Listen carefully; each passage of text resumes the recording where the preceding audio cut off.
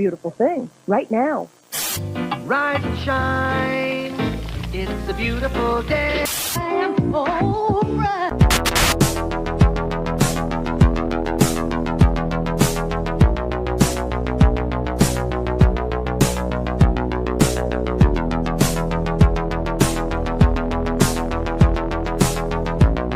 About a third of the building has been blown away. This is the bridge of white lights.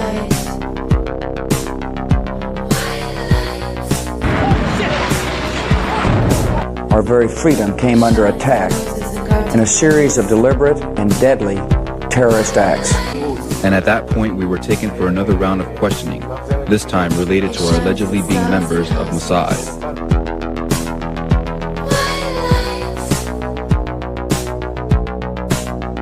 It's crazy evil.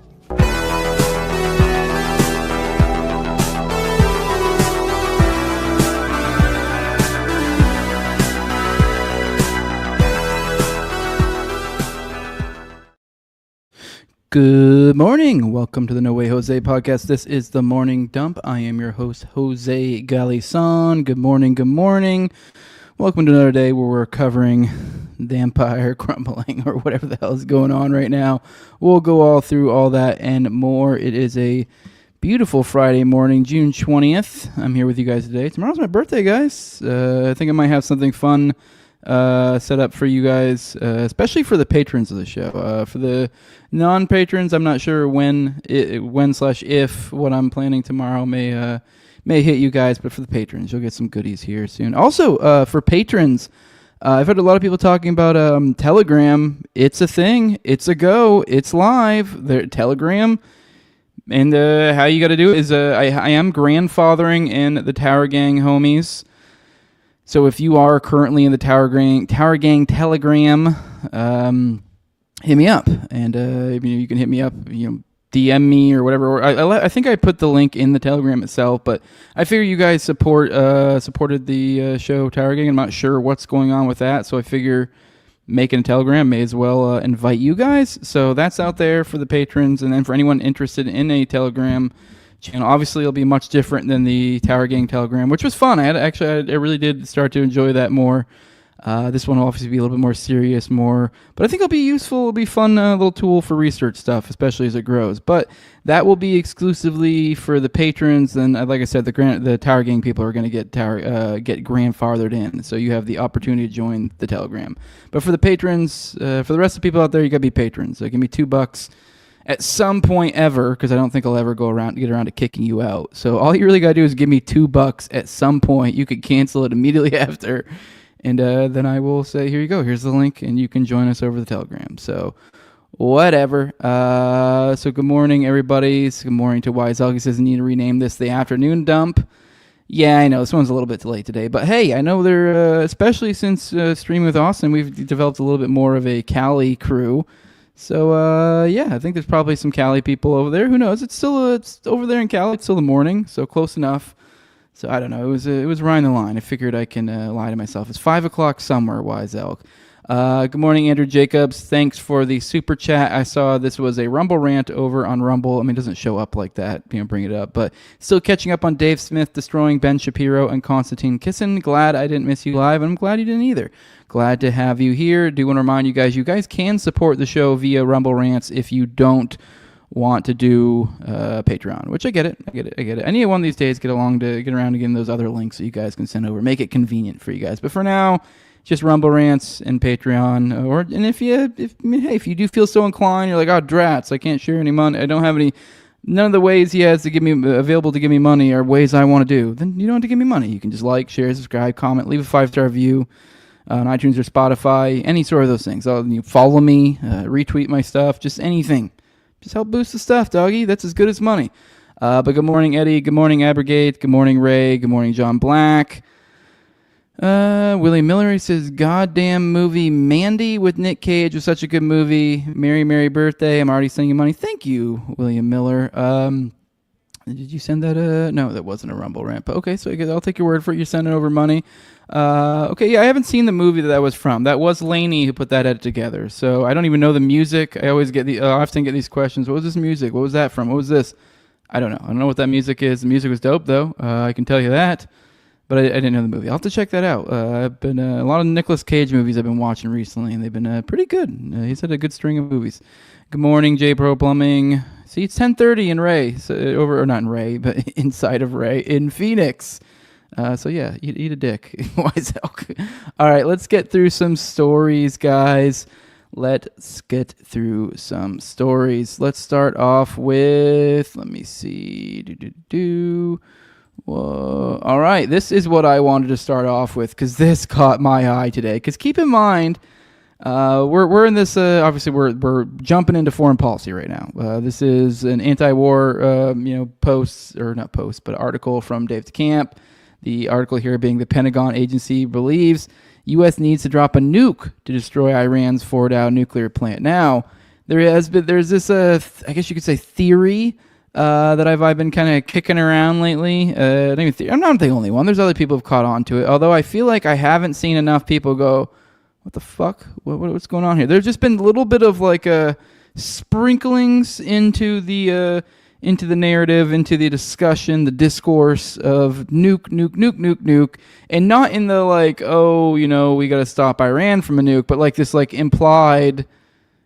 Oh, like this, like almost like there's a shadow. There's like this thing. It's almost like it feels more like when you have that squiggly in your eye, and every time you look at it, looks away. That's what it looks like. What I feel like. I can't even really give a good description, but I guess probably one example that would probably get at what I'm getting at is the Mike Huckabee letter that we talked about a while ago, where he literally referenced 1948 with Truman and the bomb, and kind of like, oh, never had a bit moment since then. And we've seen other things too. One thing I didn't cover on the show that I kind of wish I had, because I literally remember, I was thinking about today, I literally remember going through there and being like, should I cover this? And because it was one of the stories was a Tulsi Gabbard, ode she had given to Hiroshima, to the nukes being dropped, and to recognize, because I think it was the anniversary or something recently.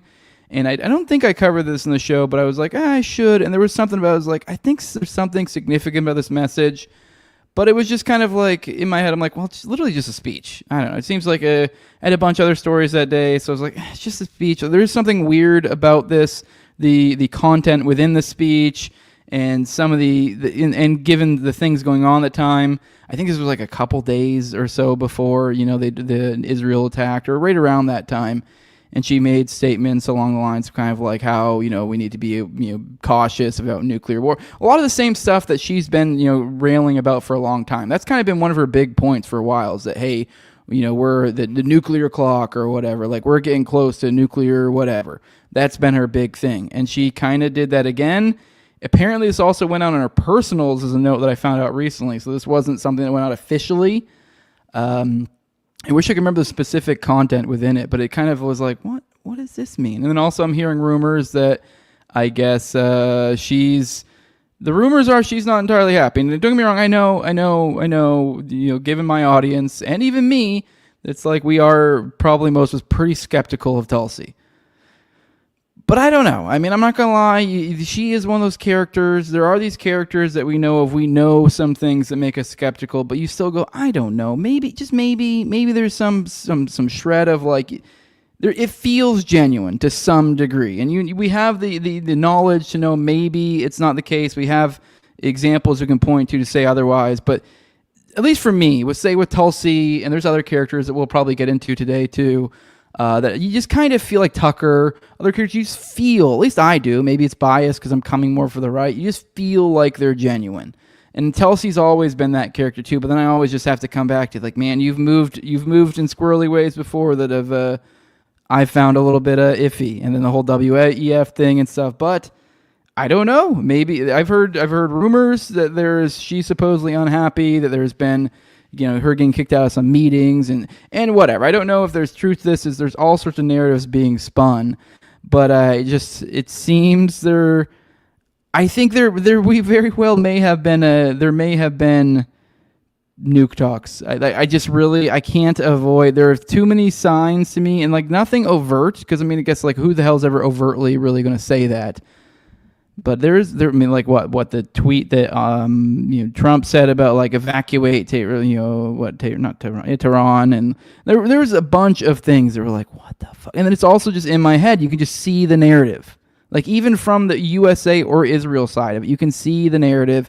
I mean, it's stupid, and it would be one of those ones that like later we'd be like, this is wrong, but it's going to be just kind of what gets hammered in or what they try. But you can kind of see the narrative from one, like Israel. It's like, oh, well, this was, a war for our existence, and, yeah, we had nukes, but they can spin it as like, well, we did this in secret because we knew they were the great evil, and like they were our only threat to existence, and like, we really didn't want to have to do it, but like, we did it type deal. And kind of like essentially, and then you can announce to the world you have nukes with nukes, and now it puts you in this weird leverage position where, I don't know, when people try to bring you into things like the IAEA, you may be in a different odd position where you're like, yeah, this is a dude who's literally just fucking did a 7-front war, a genocide, and then fucking nuked one of their neighbors. It's like, I don't know. I mean, I think people, when you come to the negotiating table saying let's talk about negotiating for nukes, if you come in it with that position, I don't know. I mean, I can kind of see it. I can picture it in my head already, I guess, is the problem. It's too, man, it just seems like it was written by some fucking lizard in some back office in the Pentagon, is what it sounds like to me. But let's read this to kind of give my point. They're apparently now saying, I guess they're jumping up to, now they need a nuke for this nuclear plant. Because that's I don't know if we focus on this too much here, but that's like the narrative here, is that there's this one plant that the one that's like in a fucking mountain, and we need our bunker buster bombs for that, and that's why we really, really, really, really need USA to jump in. And all we need is just that one bunker buster, just no big whoopee, no big deal. It's like, okay, but is that really all you need? It's like, well, that might not be the case. The Pentagon's Defense Threat Reduction Agency has told U.S. officials that in order to destroy Iran's Fordow nuclear plant, which is buried deep underground, the U.S. may need to drop a nuclear weapon, The Guardian has reported. According to the report, Pentagon officials who received the briefing were told that dropping GBU-57's conventional 30,000-pound bunker-busting bombs would not penetrate deep enough underground, and that would only do enough damage to collapse tunnels and bury the facility under rubble. The officials were told that in order to destroy Fordow completely, the U.S. would likely need to first soften the ground with conventional bombs and then ultimately drop a tactical nuclear weapon from a B-2 bomber. The report said that President Trump is not considering using a nuclear weapon, and that option was not presented to him by Secretary of Defense Pete Hegseth. According to a report from Axios, Trump is casting doubt on the idea that the GBU-57 could do enough damage to destroy the facility. Israel wants the U.S. to drop the bunker-busting bombs on Fordow since it lacks the capability, but so far Trump has not given the order for U.S. airstrikes in Iran. The president said on Thursday that he would decide within 2 weeks, which is our next story we'll get into, although there are indications that attacks could begin this weekend. Israeli Prime Minister Benjamin Netanyahu launched the war and the attacks on Iran's nuclear facilities over claims that Iran was seeking a nuclear weapon, but that was contradicted by both U.S. intelligence and the IAEA, which have said there's no evidence Tehran had made the decision to pursue a nuclear bomb. All right, let's roll. Let's check in the chat, see what you guys say, because I feel like I dropped a bomb. Are you guys there? What's up, OP Jeff? Red String Kabbalah. Is Tucker one of the Red String Club? Have we seen him with the red string thing? Which I still don't even know if that's really that damning. I don't know. Scott Ritter also already said they already used the bunker bombs on Yemen and it failed. So yeah, even more to that points. Welcome to the early afternoon dump. Yeah, it didn't have quite the same catch to it as morning dump does. So I deferred to just going with that. All right. Well, 1 second. Did I get? Let me check something real quick. All right. All right. Sorry. I know something weird real quick. All right. Back to the stuff. All right. Trump says he'll decide whether or not to bomb Iran within 2 weeks. The president claims there's a substantial chance for negotiations. So I don't know if this means we can breathe a little bit easy, but now we've had this daily like, ooh, what are we doing? What are we doing? What are we doing? And now this is what we're doing. We're doing, well, maybe sometime in the next 2 weeks is what we're given. So Good sign. I mean, this is better than bombing, of course. So, yeah.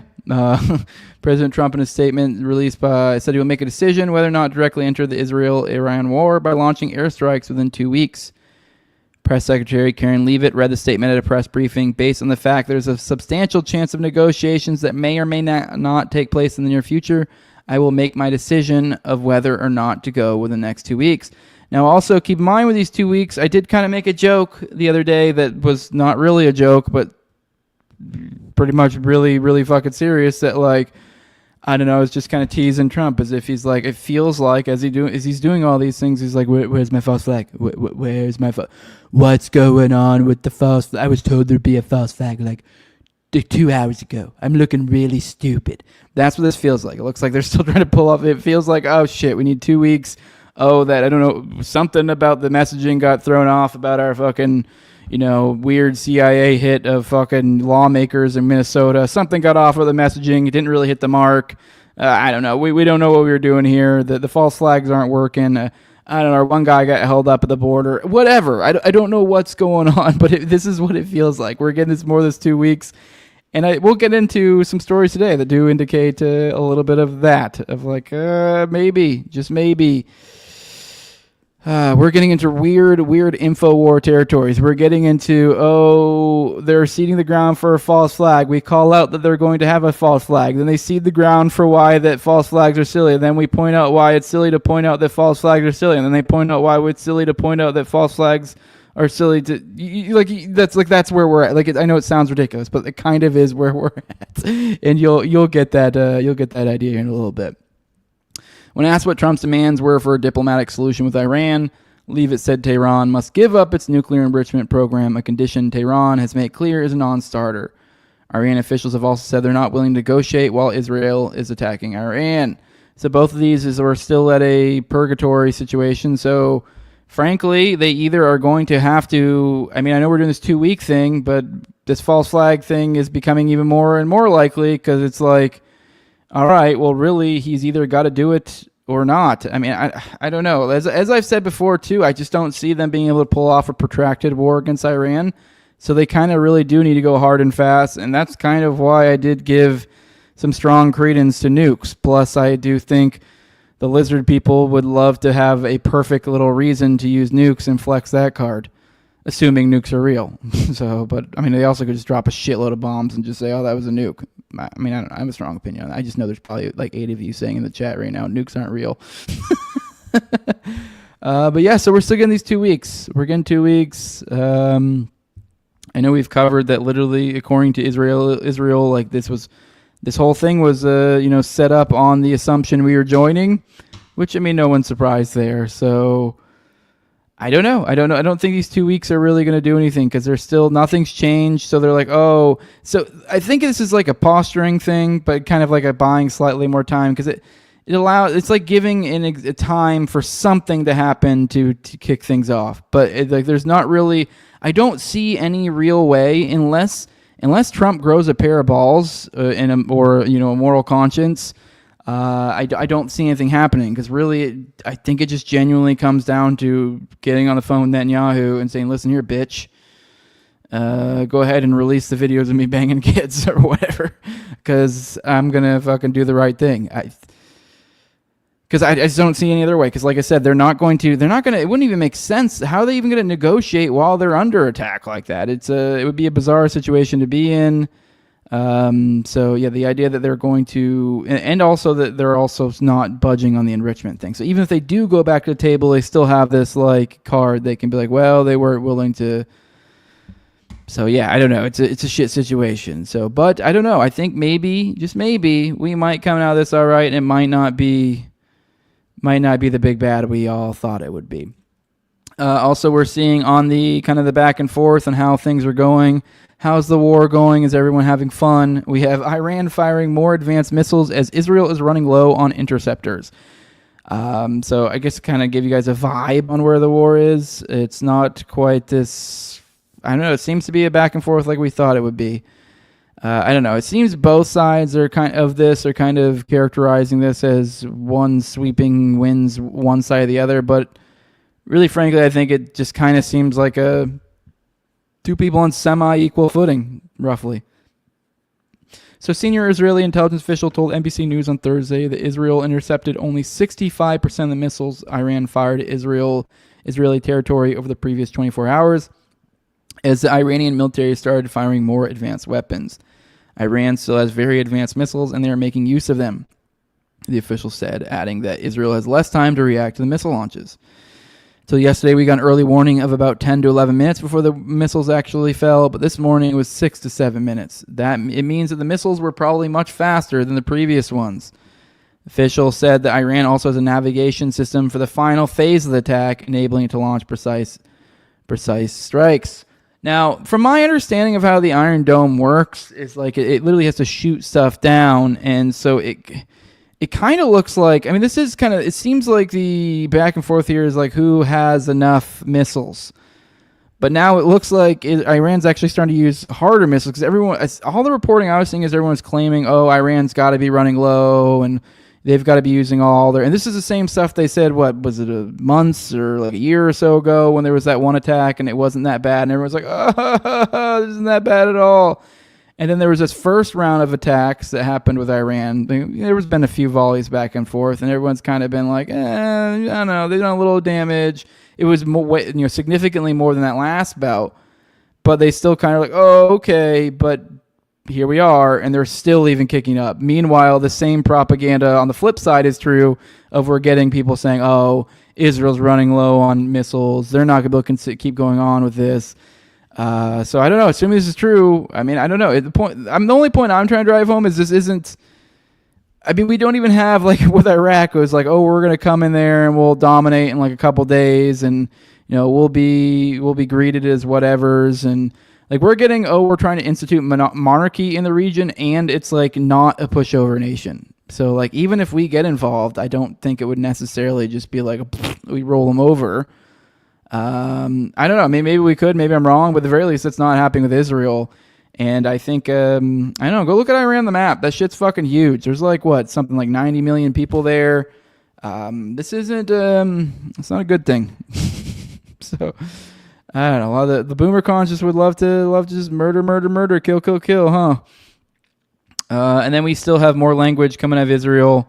On the furthering, even going harder on the regime change stuff, because I mean even with the regime changes, a lot of times it's like okay, and we let hey, with the Assad one a while ago. If anything, most times you typically see the elites find ways to get out of it. It's actually kind of unique when they actually get hurt, like a Gaddafi and stuff. That's when he really probably was not with the program. So. But yeah, no, they're cranking up their rhetoric on Khamenei. Was this Israel Katz straight up saying cannot continue to exist? He says that's what he was saying about Khamenei. So essentially, straight up saying basically we should kill him. He says dictator Khamenei is a modern day Hitler who has carved out his banner the destruction of the state of Israel and enslaving all of his country's resources to advance his terrible goal. Katz wrote an X. He cannot continue to exist. So we have them dialing up the rhetoric even more. All right, let's roll a chat. See what you guys say. Been a minute since I checked it in on you guys. Trump's balls are in the Zionist pocket. Oh my Josh, you're live, said JR. Yeah, I sure am. Yeah, weird time, I know. It looked like Iran was breaking out some hypersonics or something pretty close. I saw some really fast hits. I mean, well past supersonic. Yeah, I heard the other day they were bringing out hypersonic or supersonic, so I think they are getting even better than that. Still in the supersonic, but faster. All right. All right, and then now we got Russia is telling the U.S. not to strike Iran. This is obviously something we need to be concerned about. I think we keep forgetting about the possibility of this expanding into something much, much bigger and much worse. So we have, this is from Vladimir Soldekin and Andrew Osborne over at, what is this from? It's from Reuters. It's an archive for some weird reason. Probably paywalled.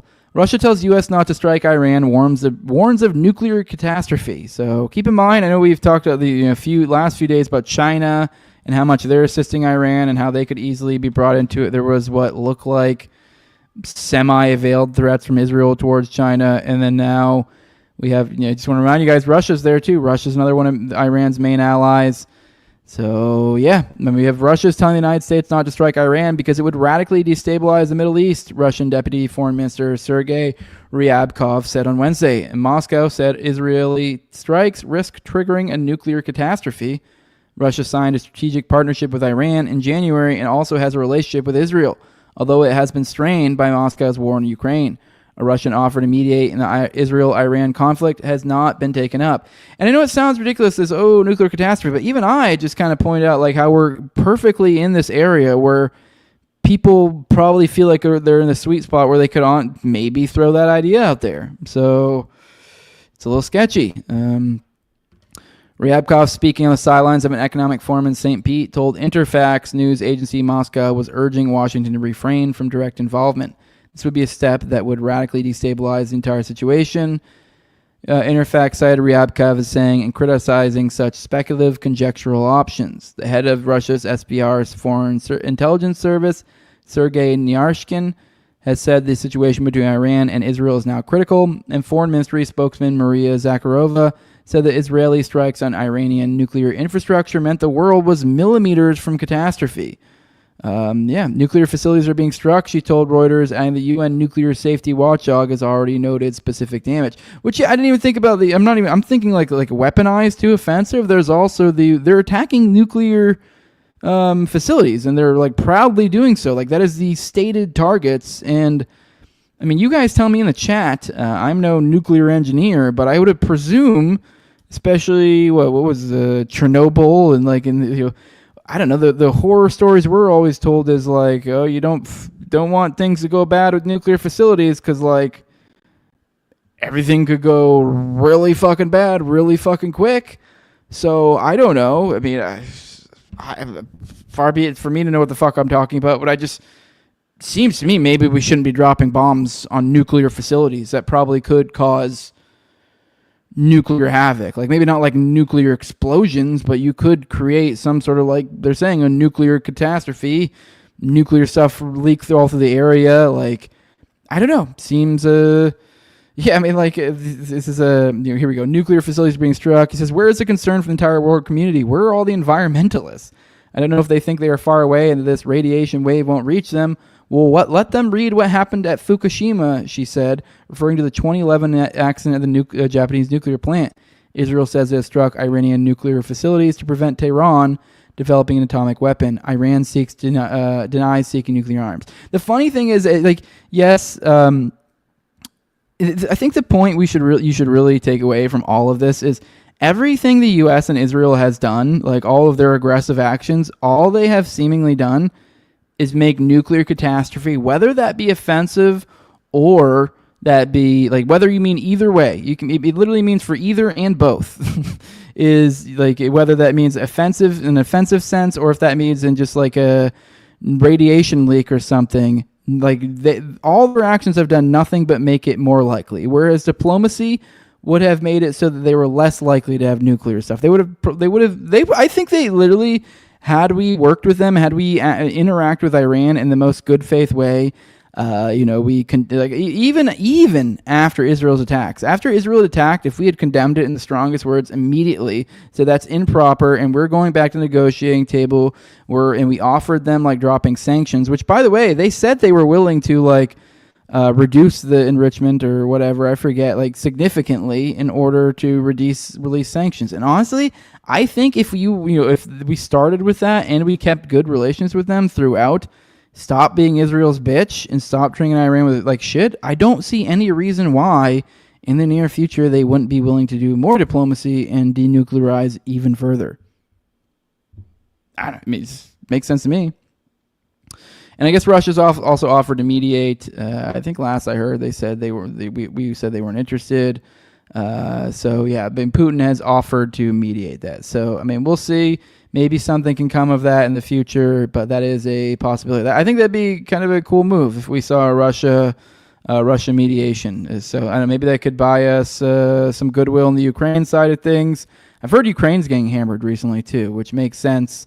Because I think they're taking a lot of the resources out of Ukraine and diverting it to Israel, so no one gives a fuck about little Israel anymore. We're on to big Israel, and in in their endeavor to create big Israel, greater Israel. So all the while this is going on, they're still murdering people. So over in Gaza, a little less this time. We're down to 84. So okay, on the right path. But I guess when you're working with a smaller pool of people to murder, the number will eventually dwindle, I guess. So I think we were up 140 yesterday, another 84 today. I think they only killed something like 12 in the 16 were murdered in aid. So hey, we're getting down from no longer a Waco, because Waco is in the 30ish range. So hey, we're down to a a big school shooting, I guess, every fucking day at an aid station, at an area where these starving people are supposed to be getting food, is where they're getting murdered at. Fun times. Yep. And then also just a little update on the Gulf, on what's going over there in the Persian Gulf. We have Chinese warships entering the fray. So yeah, things could kick off. Let's pop in the chat. Been a minute. See what you guys have to say. All right. The fast ones come down. Wiseoak says come down faster than a rifle bullet could. Mach 3 at least. I think the hypersonic starts at Mach 5. Tossing the speed racer memes here. Joey Poopbag says I'm nuke engineer. Nukes are fake and gay. Take that to the bank, people. Then from Wiseoak, yes, Jose, they were bitching about Russia possibly hitting a power plant in Ukraine. Russia was actually trying to stop Vlad from blowing it up. We heard later. Yeah, there is a hypocrisy problem. Okay, yeah. I mean, don't get me wrong. I'm not taking any side particularly there.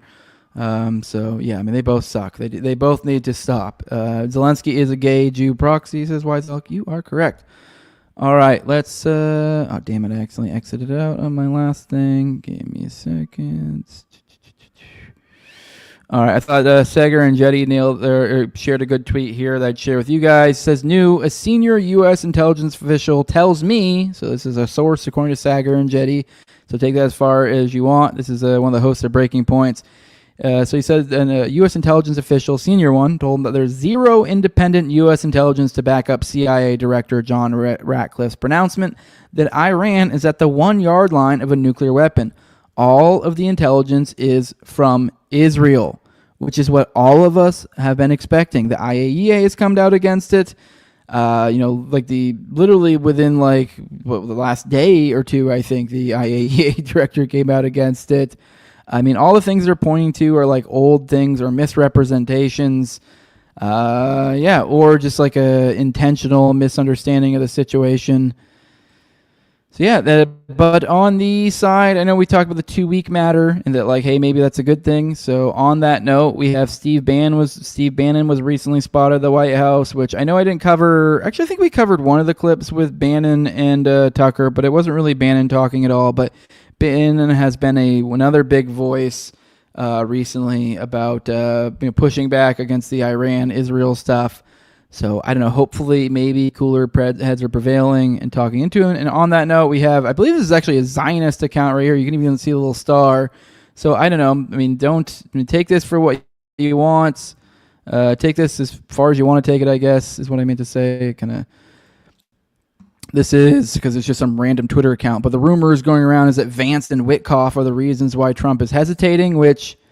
perhaps, I'm not going to lie, Witkoff was sold to us as this, good guy. I mean, he's the one who set up the first, deal. The impression we always got is they were willing to act in good faith. It even looked like they were kind of doing on a really forward-thinking negotiation, sort of stuff that hasn't really been attempted in decades, the sort of stuff that people are so Zio-cucked they wouldn't even dare to do. And this is Witkoff, a Jew. He is Jewish. I'm pretty sure, he's a New York Jew. I mean, obviously that doesn't mean there's anything particularly wrong with him, but my point being is you just would assume, just at base facts, you'd be like, oh, he'd probably be some sort of swamp monster. Maybe he is. I don't know. This all could be just a carefully planned theater that makes us think he's the good guy. Same with Vance. So I don't know. Vance is always the one sold as us having the better... I also could just as easily see this all play out in some dramatic fashion. Trump does some crazy, boisterous something or other. They overplay their political hand. Impeachment, assassination, something happens, and ta-da, now you fucking swap out Trump with Vance. I could see that. I mean, especially if you look at the interests that have essentially put him there, it's kind of like I don't know, like that's exactly where they want that guy. I don't know. I would assume Vance is probably more of a controllable asset than Trump was or is. Although I don't know, I might be completely wrong. The degree to which he is cucking for Israel kind of proves that wrong every time. But that's just general impressions, at least. So yeah, I don't know, but that is the rumors. So if we're looking at how lines are being divided, these are the rumors being spread around that Vance is some sort of hero against this shit, and Witkoff. Perhaps they are. I don't know. I mean, I'm open to the idea, but I do know where Vance gets his money. Witkoff, I don't know enough about Witkoff, so I just know I've seen some of the things he's done so far and followed the minutia of the deals and generally seemingly been impressed. There's definitely stuff where I've kind of raised my eyebrows and go, I don't know with him.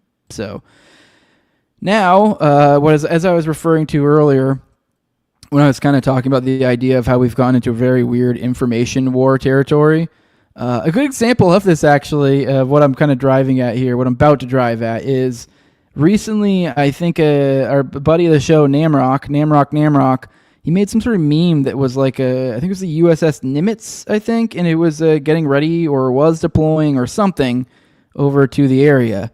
And he had seen that somewhere, I don't know, he made a meme and it showed that in there that it was getting ready to be decommissioned within like a year or something. So then everyone he said, I don't remember what the caption was or whatever. So, obviously something heavily implying some sort of false flag.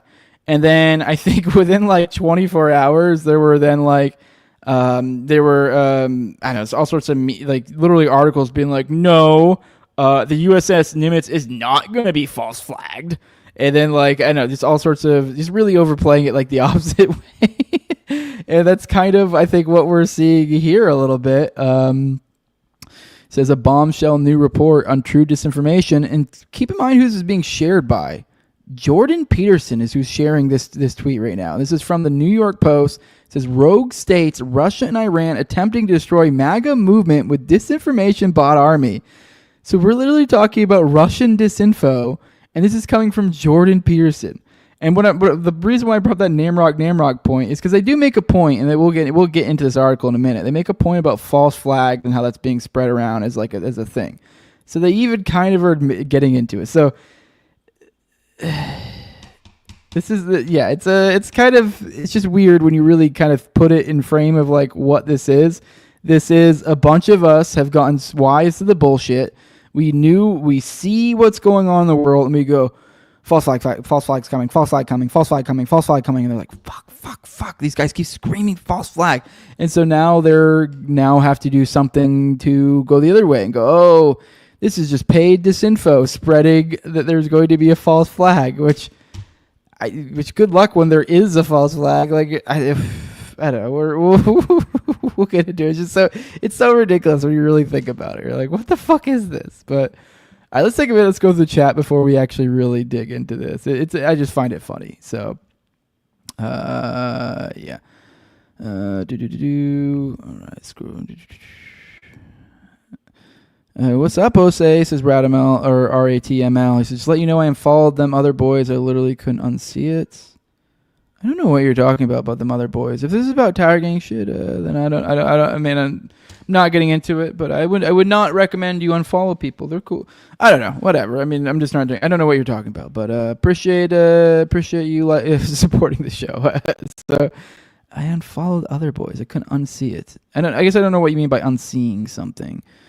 JC has left us being a chat whore somewhere else. Hey, JC can't be everywhere all at once. Otherwise, people are going to start thinking he was a bot. So, although he still shows up everywhere somehow. So, here's Wiseout says, there are many Jews in Iran living peaceful with the Persians. How is that possible? They are Orthodox, not Zionists. Yeah, that's the thing. They're all different types of Jews. A lot of them don't even believe. And this kind of goes back to our topic about what even is Israel. And that's why there actually are major denominations of Judaism. They're like, this is bullshit because we don't define Israel as a modern nation state, but somehow they got multiple denominations to go along with that somehow. So, let's go to So here's Rise to Liberty says, I honestly don't think that they'll get away with any of this stuff this time. People are far too aware. Which, yeah, it seems like, maybe we are. Like, I do still stand by that. I don't think we've ever been at a point, I guess during my life where we were more likely to have a false flag. Like, that was a higher percentage. But they may legitimately just not be able to get away with it. Because, I mean, especially seeing by this info game they're playing. I mean, how weak is this? I mean, just even on its face. I mean, I was trying not to be too condescending, but it's literally, I mean, I put it in the fucking, in the title this way for a reason. Russian disinfo. I remember 2016. I don't know about you guys. I don't know. I want to laugh when I see this. This is ridiculous. Like, oh, you're telling me Russian disinformation is what this is? Okay, for real? Jordan Peterson, you're telling me this is Russian disinformation. Okay, and we'll get into that. So, all this is controlled noticing. It's being allowed purposely. Yes, you're nailing it, Marty, which is what I'm going to get into. And I kind of have, I'm sort of in this game. I'm not like a huge influencer. I have like 11,000 followers or something, but I'm not someone who leans too hard into the grift and has made like a huge account or anything. So, but I think I've gotten a large enough account to where I kind of see some of these things here. Holy fuck, he is a bot. JC is here. Good morning, JC. Good morning. But yeah, I will get into, because I think there is something. I think this was allowed is what we'll get into. All right, so everybody says that's not saying they want to actually still try to pull this stuff off, but most people won't buy it this time around. COVID really fucked up the propaganda machine. I think there's actually a good chance they just won't even try it. So, I mean, like I said, they have this 2-week thing, but even then, that's kind of like a... Not saying this is perfectly coordinated this way, but it does feel like a buying time. It's like, shit, we're not ready. It's like maybe this false, and maybe that's really what is delaying the false flag, is that it's just that, like, fuck, we can't do it. It's just not going to work. We can't. God damn it. This isn't going to work. So we may literally just, I don't know. We'll see. I mean, or they might, I think it really, I don't know. I'm not going to say I want them to do a false flag. Obviously, I don't. But it's almost like if they do, like you're saying, they wouldn't be able to really pull it off. So, like, even if they do, I think it won't be well done. So, just like that fucking Minnesota thing that is fucking all over the place and weird as shit, I think it'd be something that's weird as fuck and people just won't really jump on it. So, or it'll be kind of getting disproved at the jump. So, I don't know. We'll see. I really think... If they do it, I think it's going to be really fucking sloppy and it's going to look really stupid. So we'll see. I think it'll backfire on them. Boomer says, don't underestimate the goblins' tricks because they've worked forever. You're not wrong. You're not wrong. But, I mean, at some point, hey, that whole 109 country thing, man, every now and then there's this whole cycle that goes on. Not saying we need to be 110. Just to be very clear, not to be 110. I'm just saying people do come to certain conclusions after a while. So...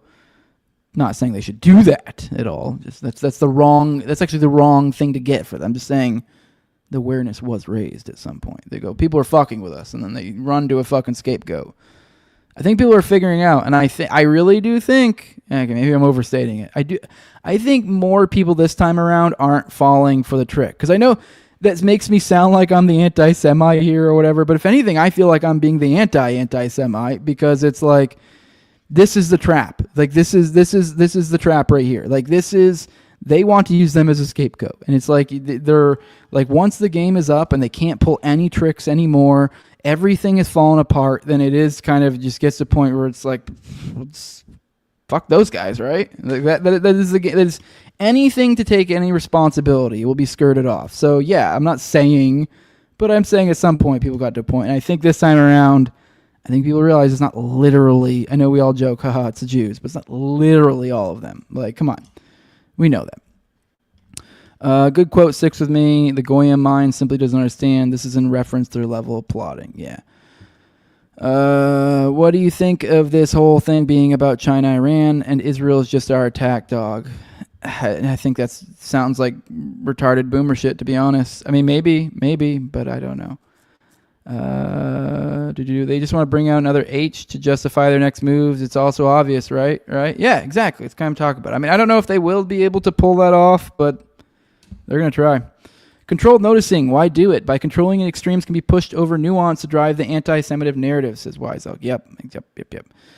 Kabbalist is the best term and doesn't need any additional clarifications. Yep, yeah, I think you're probably right. Kabbalist is probably one of the better ones because, yeah, it's like these are the people manipulating the poor little peasant Jews. All right, let's go through this shit. Let's read this article. Let's see. I don't know if New York Post is paywalled. We'll find out together. I don't think it is. I think it just says god-awful ads. So let's go through this together. It says Russia and Iran are targeting the MAGA movement and trying to destabilize the right. Yeah, see the stupid fucking ads. Yeah, one of these days I'll figure out how to do an ad blocker. Okay. According to a new report, both rogue states are using tens of thousands of social media bots to amplify untrue voices and opinions masquerading as MAGA loyalists to cause chaos and confusion and question the U.S. leadership, the Post has learned. The bots are automated software applications that mimic human activity on social media. They are used to amplify real-life influencers who post untrue, false flag narratives designed to discredit President Donald Trump and his conservative stalwarts, according to a bombshell new report from the Network Contagion Research Institute, a politically neutral nonprofit who study extremism on the web. If you talk to Republicans right now, more than 80% of them support the war against Iran. I don't believe that. But if you go on Twitter, you get the sense there's a civil war raging. See? He goes, this is exactly the purpose of the psychological operation, to destabilize people's perceptions of institutions that are supposed to protect us. And I'm telling you, we're going to get into like 8D chess here because it is like, this is stuff that I think the ground has been seeded for a long time. This was a card that was being waited to be played for a long time. And I've kind of see it coming a while out. If anything, I almost forgot that it was there. I was like, oh yeah, they had this card to play. But it's kind of a gay card, so like whatever, wasn't that big of a deal. The bots make it look like extreme posters have tons more support than they actually have, which helps to persuade other real life viewers that what they are posting is legitimate. The bots use innocuous average names and have profiles which make them appear as average Americans. NCRI says after domestic attacks, including the Uvalde school shooting, Matthew Crook's assassination attempt at Donald Trump, and the murder of 2 Israeli embassy staffers in Washington, D.C. in May, it has noticed an alarming trend of a false flag reflex within minutes of initial reports as evidence of hidden oh my God. As evidence of hidden conspiratorial plots obscuring the true motives and perpetrators. In the days following these crises, Kremlin-affiliated propagandists and Iranian state-linked media are able to rapidly inject narratives that are taken up by MAGA imposter influences, who then inject them into MAGA-branded spaces, the report notes. Now, I'm laughing, but at the same time, we'll get into this in a minute. I actually think this is sort of 100% true, but like distorted, and we'll get into that. But it's so ridiculous. Like, oh, look at all these people going, oh, false flag anytime something fucking ridiculous and crazy happens. I don't know. Maybe we don't fucking buy your shit. It's, yeah, if anything, the default is they're lying to you. That should be the default. They're lying to you. And then maybe after coming, like, you should just assume, generally speaking, the government's probably lying to you. And then once you see some logic saying otherwise, you go, okay, maybe they're not. There's just some examples here of these different accounts, which, I don't know, whatever. We've all seen bots before. We know what bots look like. The group points to Draven Noktifs, a real person, a U.S. veteran who frequently contributes to Russian state media and has a potential reach of 2.4 million with more than 180,000 followers on X. It's so expensive in the U.S. and Canada that even refugees can't understand how we make it, says Noctis, who sometimes reverses his first and last names online. In a 2024 TikTok post while describing the U.S. as a slave system designed to impoverish its own citizens. We are free-range humans in an open-air prison of taxes and bullshit distractions, and we think it's completely normal, he continues. In an earlier post on Eurasia Daily, a Kremlin propaganda outlet, he's shown in a military uniform urging Ukrainian soldiers to defect to Russia. The message is written in Cyrillic alphabet propaganda, which is then republished by bots. The false flag narrative surrounding the murder of 2 Israeli embassy staffers in May, absurdly attempting to claim the man charged with the shooting was, in fact, working on behalf of Israel. They would never do that. Never. Only like all the fucking time. Was another case in point, the nonprofit says. Foreign-linked seeders such as Noctis inject crisis narratives within minutes of breaking news. Their content is then mass republished by clusters of inauthentic accounts. According to the NCRI report, domestic personalities with large but unstable followings, such as noted trolls like Jackson Hinkle, supply a veneer of grassroots legitimacy, completing an asset adjacency model in which fringe U.S. influencers ride the same engagement farms to propel Kremlin messaging, the NCRI report says. Between May 1st and June 10th, NCRI recorded 675,000 posts on X referencing false flag and drawing nearly 4 million interactions. According to the report, adding activity spiked in 2 sharp bursts. May 24th, after the embassy shooting, and June 3rd, after the firebombing of a Jewish demonstration in Boulder. Yeah, because both of those were weird as fuck, dude. False flag allegations occupied a privileged corner of Russia hybrid warfare doctrine, a ready-made, easily adaptable alibi that flips blame, muddies attribution, and buys time for diplomatic misdirection, the report says. Okay, let's finish this, I guess. For instance, a tweet from Red Pill Media. They're all just giving other gay examples. I think we get the idea here. Let me see where. Let's back up and see. Maybe I missed it. Where they're even getting the Iran-Russia connection here, because the bot side of this, I actually 100% believe the Iran-Russia thing. Where are we getting this from? Russia and Iran. Yeah, I don't see it. I'm not seeing anything in here. This is according to Bombshell new report. So according to this report, so let's go over here instead. So this report right here. It's 22 pages. Let me see. I wonder if there's a way to enlarge this for you guys, but let's go through this. Well, there we go. We can enlarge like that. Let's scroll through. This is a report we're looking at right now. Just scrolling through it. False flags and fake MAGA. Let's see if we can see something in here. Anything information, like looking, it's actually informationally based that ties any sort of Iran-Russia something here, because that seems a stretch. And I'll come back and I'll explain. I'll explain in a bit. And maybe they're. Well, it seems like they're leaning that one guy was a Russia dude. Then you have Jackson Hinkle. So maybe, I'm scrolling through this real quick. I'm not going to spend a lot of time on here, but just kind of, skimming, seeing if anything catches my eye that would even imply any sort of anything there. But I know maybe they're basing off. I know with Jackson Hinkle, he straight up has gone to Russia and is kind of overtly pro-Russia. So unless that's what they mean, is like these influencers that are pro-Russia, and if that's the tentative. And they're pro-Iran, and that's the tentative link they're making here. I don't know. It's a pretty weak. And even then, that's even assuming. I don't know. There seems a lot of assertions here. All right, you guys can go check this out on your own. I'm not going to spend a lot of time looking through it. So according to them, this is the case. Whatever. We'll take their word. Actually, I'm not going to take their word on that. It's a connection thing, but we'll take their word at least in the bot thing, because I actually believe them. Like here is, they're showing these people the rank. I guess they've ranked these people too, based on their little thing of who's the most. Look, Jake Shields is number 6. So they show their reach, their engagement, all that stuff. So yep. All right. All right. Let's go back to the chats. Let's see what you guys have to say. And then, I don't know, then I'm going to kind of talk a little bit about why I think this is legit. It's somewhat legit, so, but like a distortion of what's going on here. Oh, shit. Sorry, my fucking... All right, now let's get into on the side of like why, like how I think this is legit. Now, how do I put this? Now I'm not accusing any of these people necessarily. This could all be bullshit. I don't know. But it is kind of a part of the game when it comes to podcasting, where and I don't engage in this. For anyone who wants to know, I mean, whatever. You can take my word for it. Hell, if you look at my views, I think it's pretty obvious that I don't. But it is common practice. I've talked about this. Chase Geyser is like kind of like a punching bag I've used for this a bit, because we've talked about it on the show.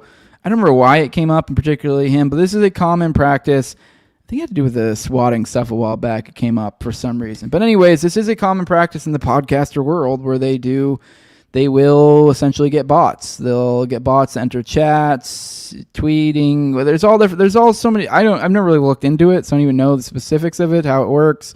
I mean, I've seen it from the outside looking in. I've identified, like, is this organic? Is it not? Like, bots are pretty obvious. And I've definitely seen these bots, and I know this is common practice. I mean, Chase has literally admitted it. I'm pretty sure he's admitted it on podcasts. He's literally, I'm pretty sure that was like also like a job of his sort of before. He did some sort of advertising something or other. So he's even done videos on like how to do it.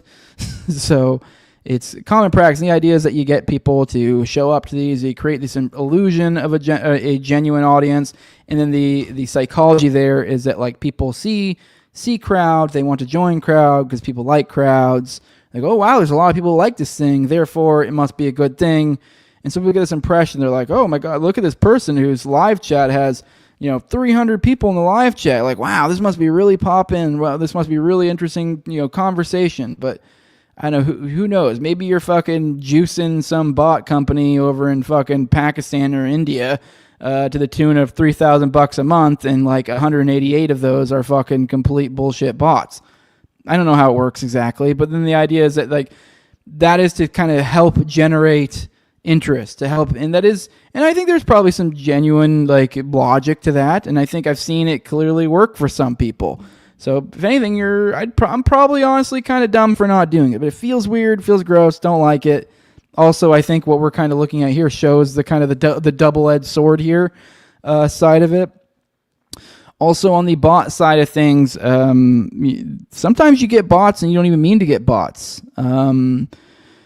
Particularly on X. This is something I've noticed a lot on X, where you will just get, and Rumble does it a lot too, where I'll get subscribers that are clearly a bot, and you could just tell, you look at their account, clear as day. And there's actually been times where, certain periods of time where you just tell it's even more than normal, especially when there's big psyops going on. That's when you know it's like, oh shit, I'm getting a lot of bot follows. And I think it's for stuff like this. I think it's dual purpose. It's not literally just for this, but I also, I know when Elon took over, he made a lot of different changes to the algo, and a lot of that, there were things that were like, oh, genuine, like they were trying to be like, oh, we want to incentivize genuine interactions. So so things like comments from bots, or like, I think they call them like low quality accounts or something, which sounds condescending, but what it means is that, like, if you ran this through an AI, they would go, this is probably a bot. This looks like bot activity, but obviously you can't confirm it. So you just call it low value, whatever. And also people with like low followings, so that kind of solves both. But if you're smart, you can think about this and you go, oh, well, we can also use this against our enemies. If you have somebody who's kind of growing a platform, is growing very quickly, then flood them with bots, because you can also, now you get them to reply, they put, fucking stupid bullshit spam on all your stuff that then deboosts all your posts, and now you're an anti-Zionist account that is being severely deboosted because you're essentially under a bot attack that, from the outside looking in, from somebody like this, goes, oh wow, look at all these followers, look at all this engagement, look at whatever. They go, oh shit, look at this guy, he's killing it, he's crushing it, he's whatever. And it's like, no, he's under bot attack right now. He's being deboosted. So, now obviously there's all sorts of games you can play that, but obviously and what we're seeing now, then you can go later, you can go, look at this false engage, look how fake this is, and you get to point to your opponent and go, look how bullshit they are.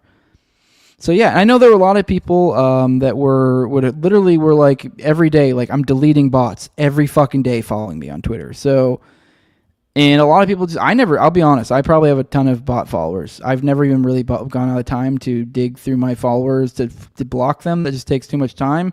But yeah, there were a lot of people, like the people especially super obsessed with their algo, that were like telling me that were just like frustrated that like, I'm having to delete bots every fucking day. It's annoying. I shouldn't be spending this much time on Twitter deleting bots because it's tanking my algo. I never really cared. I probably should have. But like I said, I'm not, when it comes to when it comes to like tech stuff and then grifting, I don't know. I just don't like it. It's different. It's like especially tech stuff is different and it scares me. And then the other stuff just feels gross. I don't know. It feels gay. So I don't know. That's my take on that. So I think it is legit, sort of, but it's I don't know. You got to kind of look at it at multiple levels. So all right, let's scroll through the chat. See what you guys got to say. Ray says Nick Fuentes is definitely botted. His website has no viewers. Even the creators of his cozy site admit it's botted. Yeah, see, yeah, people do that. That is a thing. Jabrowski says, I often feel like a bot. Hey, you tag me and stuff. I actually have something saved for you here, so I know you're not a bot, but I know you're not a bot, buddy. So, yeah. So we have that. We have Jordan Peterson pushing Russian disinfo. So, yeah, that's back. We're back at 2016. And then we have retards like Misfit Patriot here.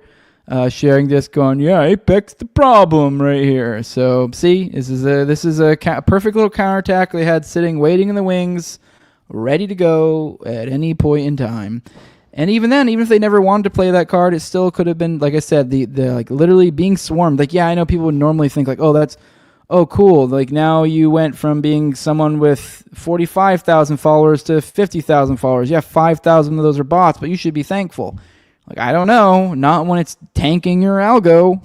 So, not when it's like reducing, not when it's making you seem like you have actually 20,000 followers and it makes you look like you're inorganic when people see you and they see, oh, look at this large account that's not getting much interaction. And when it's like somewhat true, it's like, yeah, well, you're under attack by bots. So, that are giving the impression of that being the case. And now, it was funny, I was actually talking to somebody before we started about someone I've met in real life before, and they'd gone to follow from Matt Gaetz, and I was like, oh yeah, dude, that's dope. And then they were saying something about him, how it's cool, or it might be one of the good ones or something. I was like, I don't know, I'm still a little skeptical of him. And I think we'll kind of get into exactly the reason why, and this right here. I think this shows a good example why, and we'll go into a direct example actually of Matt Gaetz, but Dave kind of nailed it. And now he's in an argument with Gerald Morgan, who's like the producer or some shit for Crowder right here. And he's kind of pointing out, and I think this goes for the Kirks. This goes for kind of the Gaetz, although Gaetz is on the cutting edge here. We have the Kirks. I would assume, I don't know where Crowder is on this, but I assume Crowder is here, and I would assume Tim Pool is here as well, where they're going to do exactly what Dave is saying right here. This is a response he gave to the Crowder producer, which, I mean, I'm not even going to read what he was saying because it's not even relevant. I just think this is like what he's talking about, what these people do. It's really even just the first paragraph. He says, I know you guys will ride the fence claiming not to support war while repeating all of the war propaganda and counter-signaling those who oppose it, but you're going to have to do better than this. So, I mean, there are multiple I think hedge points that these conservative influencers are sticking at where they're still able to maintain their like, oh, we're not neocons, we're not falling for the psyops of old, and this is one of the positions. The position is not they're going to say I don't support war, but they're going to fall into all of the lines about them having a nuke or this or that or they're days away from having a nuke, blah blah blah blah blah. That's what they're going to do. Now I gave Kirk shit the other day because it seems like he's a little bit waffling, where he's kind of at this point where like, I'm not supporting regime war, but it almost sounds like, I don't know if he's overtly saying it, that he's kind of like, but like Israel can kind of do what they need to do, but we should stay out of it. So that seems to be where he is, which is still kind of a gay position, frankly. But, there's even this a little bit of like maybe the implication, maybe he'd be open to us getting involved. Matt Gaetz is on the higher end of it, but even then, I think we're going to show an example of this, and this is from Boltzmann Booty, kind of pointing this out exactly. He says, Matt Gaetz pretending to be against striking Iran while simultaneously bringing CIA officers onto his show to make up stories about how Iranian cyber spooks are about to hack U.S. nuclear reactors. Bear in mind, we are currently at like I've said many, many times, probably one of the most likely times ever to get to be in a false flag. And what is going to happen to these Charlie Kirks, these Matt Gaetz, all of these people who are buying all of the propaganda but saying, I buy everything you're saying, but no war with Iran. When we get to false flag, they just need to get to that one thing where they can go, oh, well, now I can support this without losing my audience. That's it. Maybe Matt Gaetz is legit, but it is like, okay, I don't know. He's still way ahead of the curve of most conservatives. So maybe he's completely legit. I'm not as jaded as some people, but it is also kind of like, hey, you bring on bug-eyed fucking spooks to say how Iran has nukes, and I'm going to be a little skeptical. But let's go and play this. It's fucked up. Give me a second. Let me fix it again. It's doing that stupid StreamYard thing. Let me bring it up real quick. Sorry, let me restart that. All right, let's go play. Do you believe right now Iran is in the planning or execution stages of cyber attacks against the United States?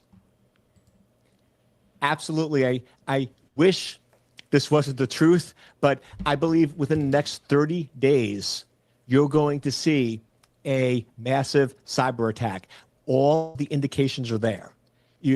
Everyone's ganging up on Iran. You're seeing a lot of tension building, and they cannot compete on the military front. On the physical front, with airplanes, weapons, there's no way they can compete with the United States and Israel. But on cyber, they are very, very advanced. Remember, Stuxnet attacked their nuclear reactors.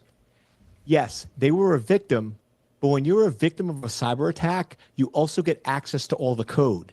So they actually have all the code that was used to break into their nuclear reactor. They now took that and they can use that against us to break in. This guy's face is fucking terrifying. Every single one of them. It's always in the eyes. Look at these fucking eyes, dude. These are fucking every time just staring. Look, watch. I'm rewinding. Watch the whole time just creepy, just staring into your soul.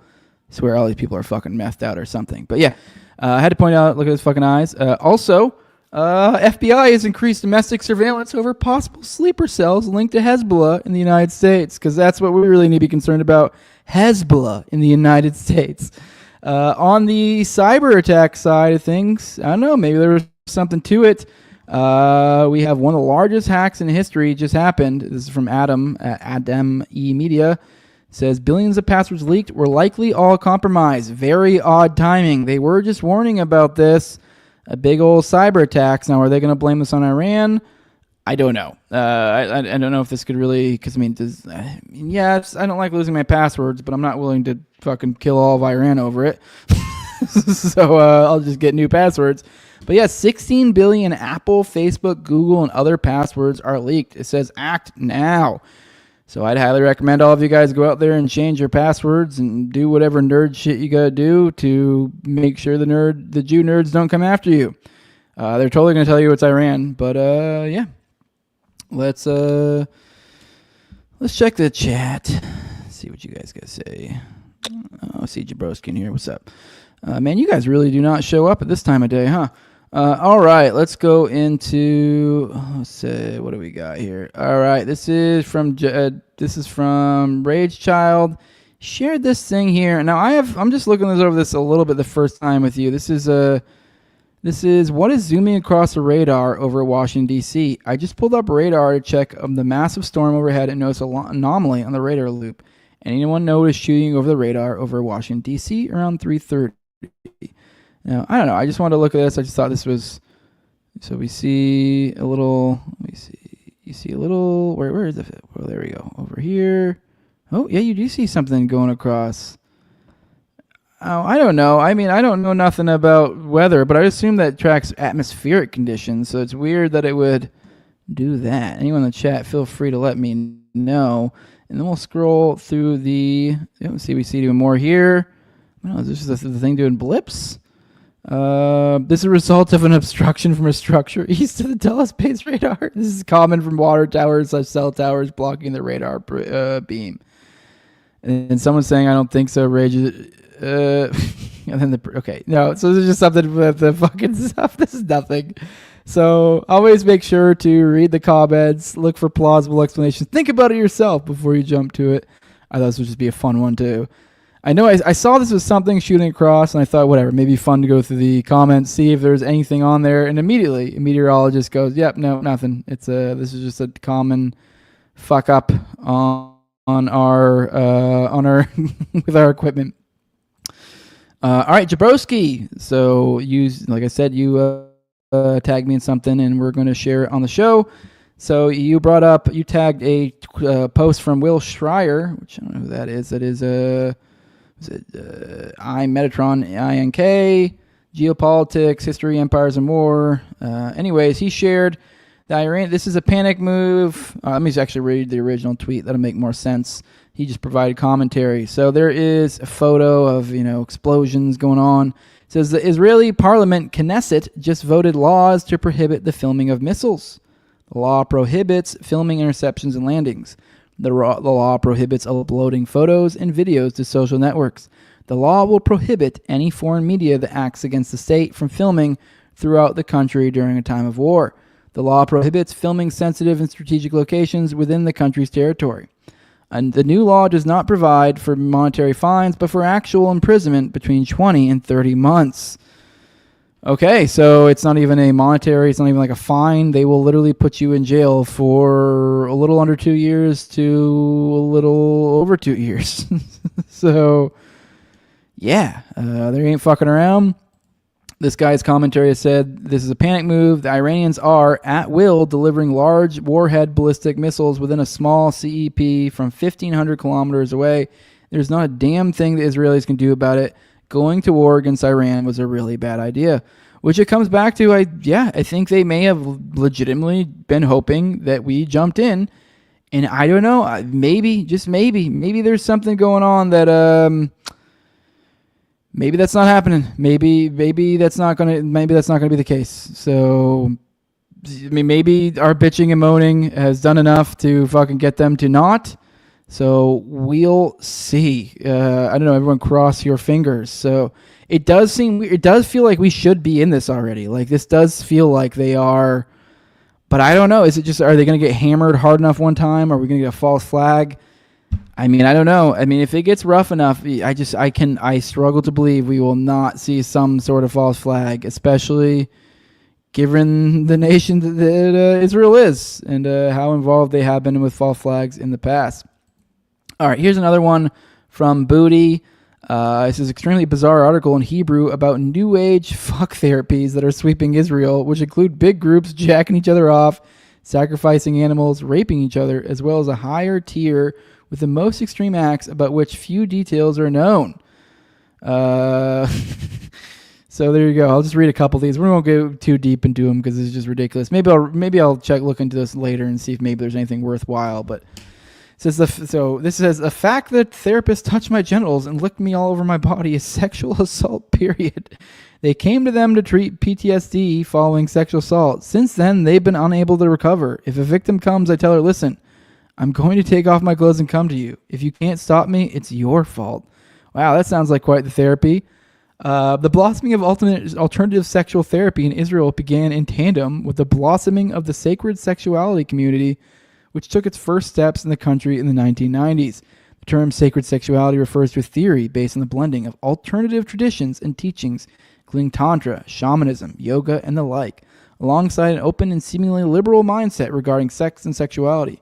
The promise, sexual liberation, self-discovery, dealing with fears, and healing trauma. The past, sexual practices, massages of intimate organs, and breaking down boundaries between therapist and patient. In its origins, Tantra does not necessarily teach the practice of practicality in the sexual field. Neo-Tantra, its Western and modern interpretation, not only includes a practice of sexual practices, but these are often unconventional practices. For years, followers of sacred sexuality operate in closed circles of in the know and maintained a safe distance from the mainstream.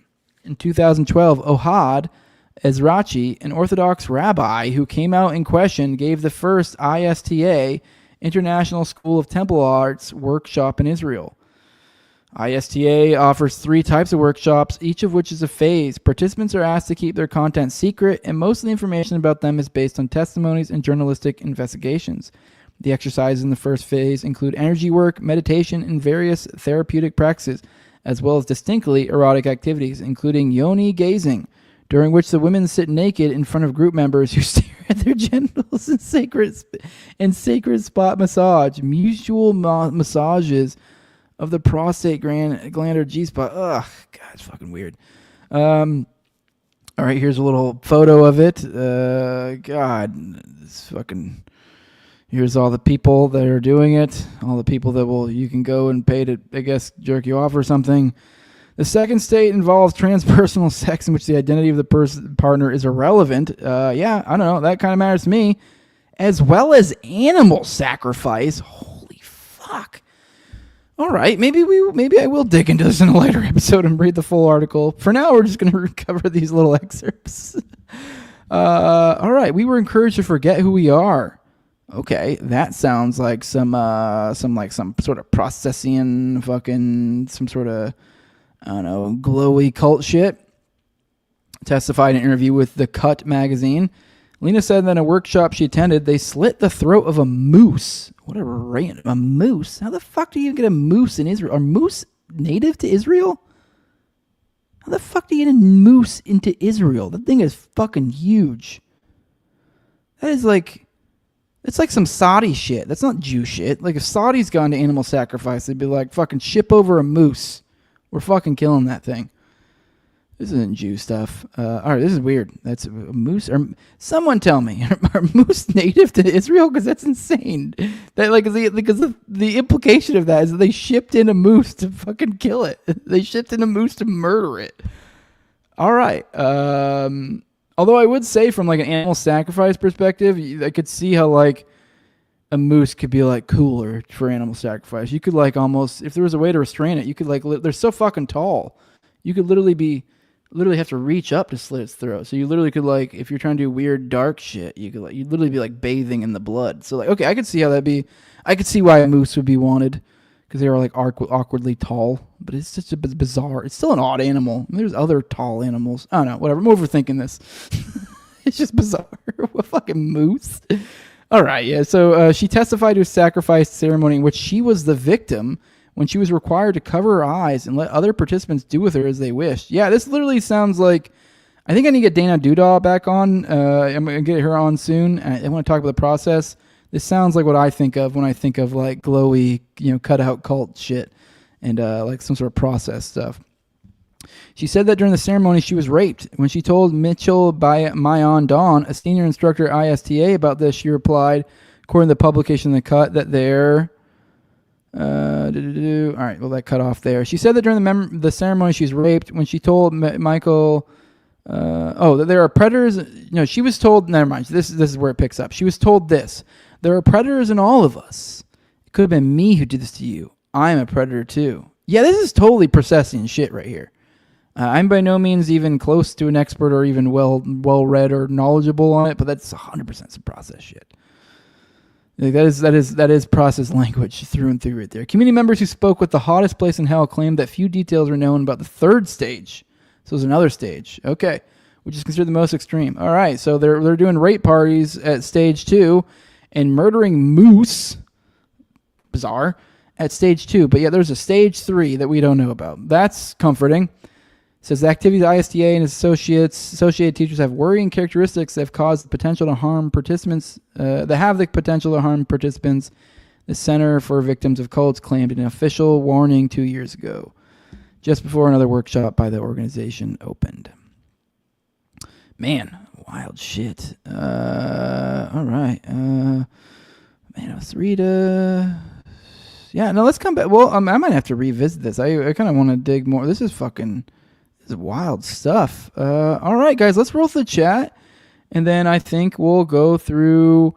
We'll go through the Dutroux stuff. And we'll get out of here. Yeah, that's weird. Murdering moose. Somebody says password managers are practically mandatory at this point.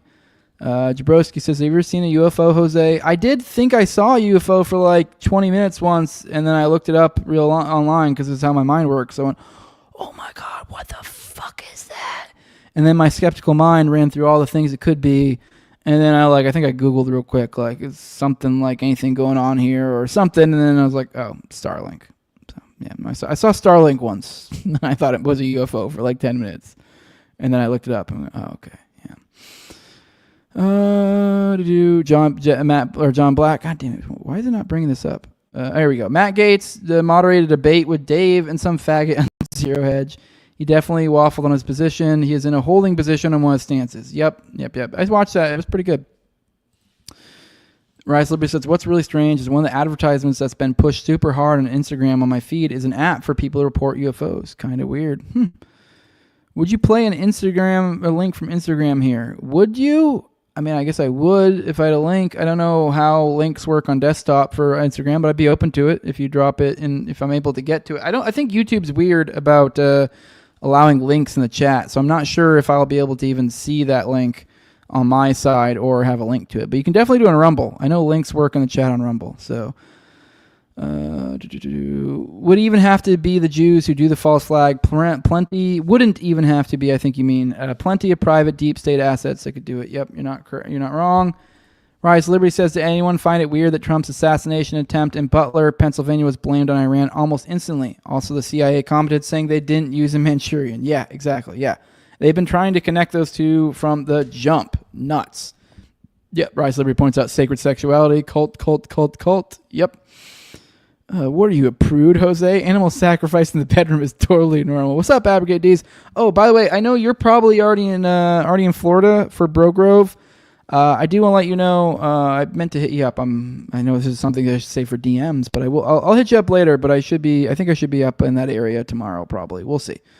So staking around by the house for today. Eddie says no. They just shipped it into murder. The moose is native, so they literally shipped in a moose. Yeah, because I've never been aware of a moose living anywhere other than North America. Like particularly in I used to live in Maine. I saw moose all the fucking time, all the time. So they're pretty much upper New England and Canada. That's pretty much the only place I'm aware of moose being. Maybe they're over in Washington and some of the other parts of the United States along the northern border. But yeah, it's bizarre. Moose are really dangerous too. Yeah, they are. They're dangerous as hell. Live in cold and wet environments. Yeah, that's what I thought too. But it's just such bizarre. I had to ask you guys to check because it's they're over in Israel murdering moose. So what a bizarre thing. Say, I saw a moose once on trail and couldn't believe how fucking big they are. Yeah, they're humongous. I've seen them multiple times when I was a kid, when I was driving to school. We just had to sit there on the road and wait for them to cross. They're humongous. Did say where to sign up to the rape and moose sacrifice? Yeah, that's awful. Where? I don't know. Israel, I guess. That's where all the crazy degenerate shit is in Israel. All right, guys. We're getting into the last thing of today. Aside from our outro, I have a delightful outro for you guys today. But we're going to continue our Dutroux reading. Probably read a couple little sections of this and then bounce out. Like I said, I should have a little treat, hopefully, for the patrons in the next couple of days. I don't know. It depends. There's some things up in the air. I know I didn't make anything for you guys last night, but I should have some for you guys this weekend. Something fairly big, so should be fun. So, all right, let's jump into our Dutroux reading. We're at Dominoes Falling. Based on the information given to him by Cindy and Isabel, Toussaint proceeds with the arrestation of Etienne Delhelven. Living with his old mother, Delhelven reads the arrest warrant out loud to her. Look at this, Mom. It's Judge Damien who signed the warrant, and we went out to eat with him again that one day. Now, I do want to remind you real quick, I meant to, the jump. This is at ircnic.com or .substack.com. This is, so you can go to Substack, it's ircnic. Also, you can follow this guy on Twitter at IRC_NIC, or just IRCNIC is the name. He has lots of great Gladio coverage and Dutroux coverage. So highly recommend his, whether that's on Twitter or on Substack. So I know I'm reading these, so I am kind of, I guess in a sense, sort of straight stealing his content. But what I am telling you guys is go check out his content. If you don't want to, just piecemeal this article, you want to read it yourself, as you should, go check this out. Go follow him. Go follow him on Twitter. Go dig through his threads. I've learned a lot through reading through all this stuff, and plenty of stuff that I haven't brought to you guys that you guys should go check out. All right. This mysterious sentence is clearly a hint for the gendarmes proceeding with the arrest that Delhelven is very familiar with the judge who orders arrest. Such a statement could often be used to dismiss a judge on the grounds of legitimate suspicion, but nothing of that sort happens, evidently. At the gendarme station, a colleague of Toussaint seems awfully familiar with Delhelven, too, almost joking with him while everyone else is silent. And so, Mr. Delhelven having troubles with Bernadette Lapice? He's obviously referring to the woman who was denouncing Farid and Delhelven, though she has nothing to do with the specific case Delhelven was brought in for. Very curious indeed.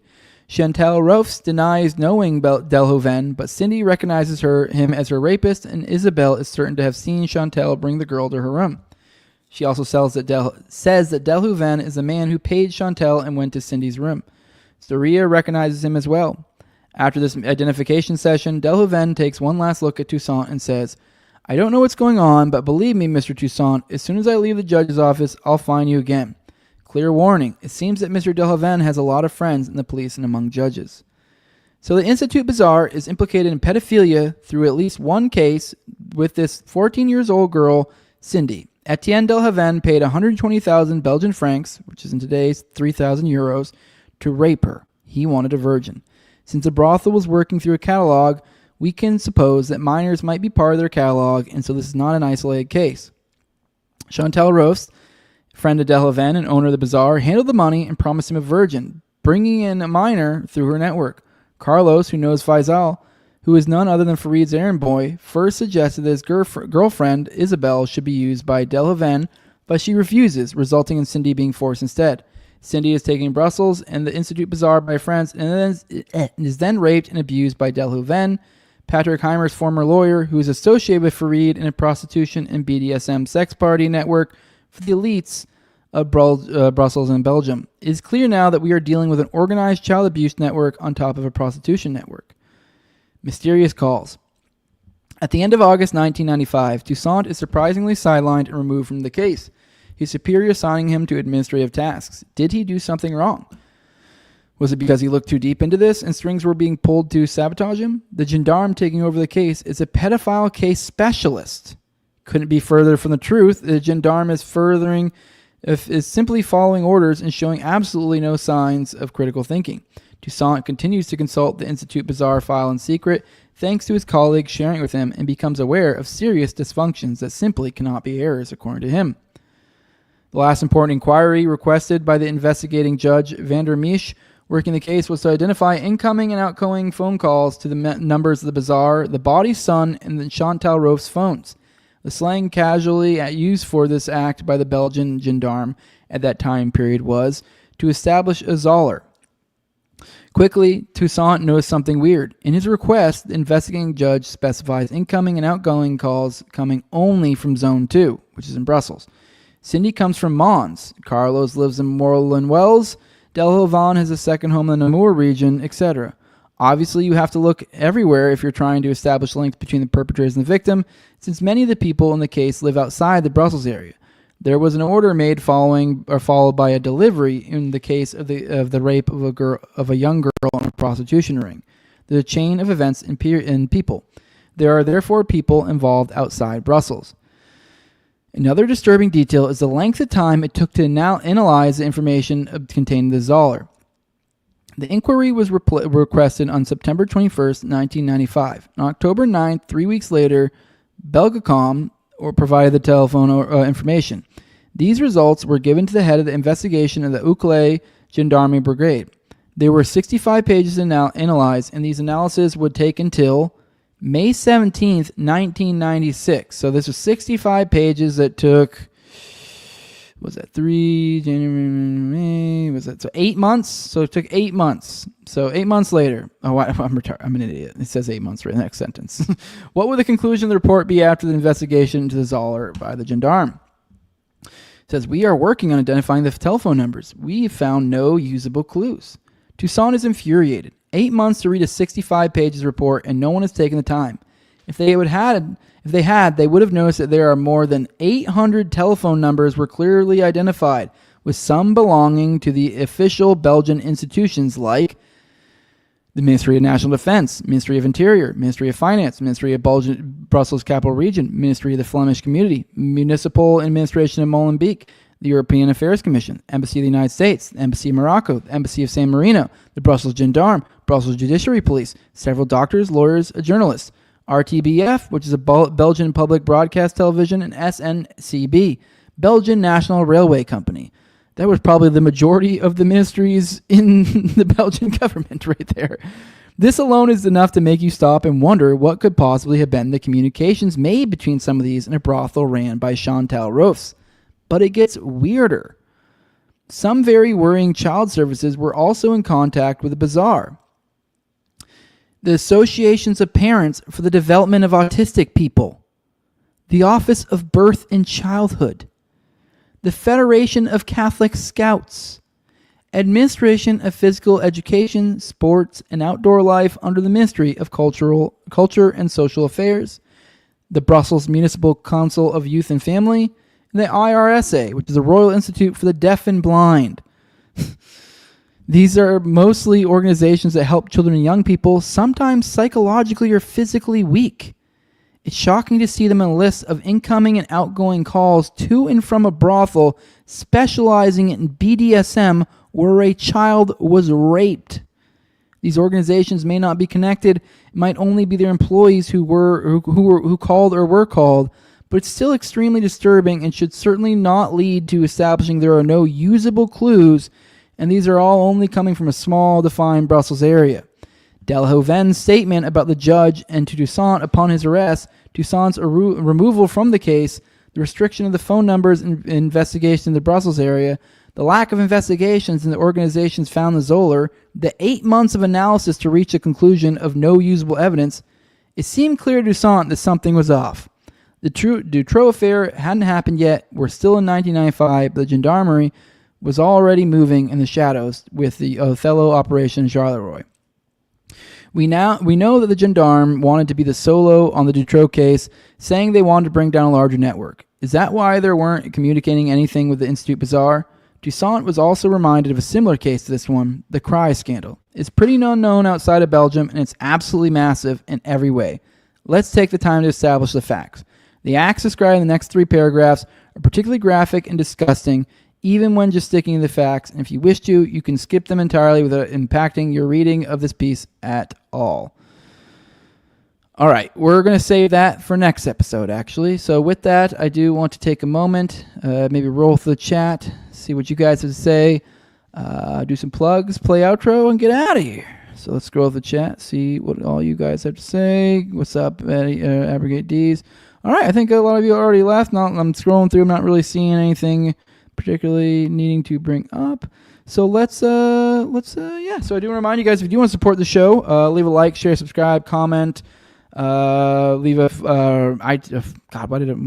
5-star review on iTunes or Spotify. Follow me on Twitter at TowerGangJose. If you want to directly support the show with money, that would be dope, and I would appreciate that. You can do that over at patreon.com/NoWayJose2020. The lowest level is $2. That gives you access to early episodes. I've been doing 1 to 2 a week these days. And then I've also been trying to keep it around 4 at a time behind the paywall, so that way you have weeks of content at any given time. So I just dropped another one of my Wendy painting episodes, and just did recorded another one. So we're like 3 ahead, I think, right now, behind the paywall. So if you want to get ahead of that series, you can go ahead and chip in $2. Also, like I said, there's a Telegram now if you want to get access to the Telegram. Also an ad-free RSS feed. And then, you also get access to the pre-show, and you can get priority for the call-ins on me and Austin's weekly live call-in show, Already Dead, which goes out on both of our platforms at 9:30 p.m. Eastern on Tuesdays. The highest levels of my sponsors, I read them off every episode. It's a big thank you to them. I have my former co-host in Tower Gang, at Tower Gang Toad, also at Abrogate D's, at ZOVRECK, at _Infazil, Tim Tuttle, at John Klebold, Will Bells, Delicious Blueberry Rabbit Eye Wine, then Big Fan Show Torme, and then Jordan Pearson. I appreciate you all for joining me. Scroll through. Here's Wise Alex saying, Dutroux pretty much leaves me speechless. So awful, it's almost surreal, right? Yep. Rise Liberty says, I'm still here. Another great show. Thanks, brother. Love you all. Let's set up our little outro here. Second. Here we go. Oh, I'm an idiot. All right, let's go. Oh, I'm an idiot. I'm messing it up. Here we go. All right. Make sure you guys got some audio. You do. All right. See you guys next time. Probably Monday. Maybe Monday. I don't know. Either Monday or Tuesday. We'll see you guys. Probably 11 a.m. Eastern. But all right. Enjoy this little outro. Have fun with it. And I will see you guys soon.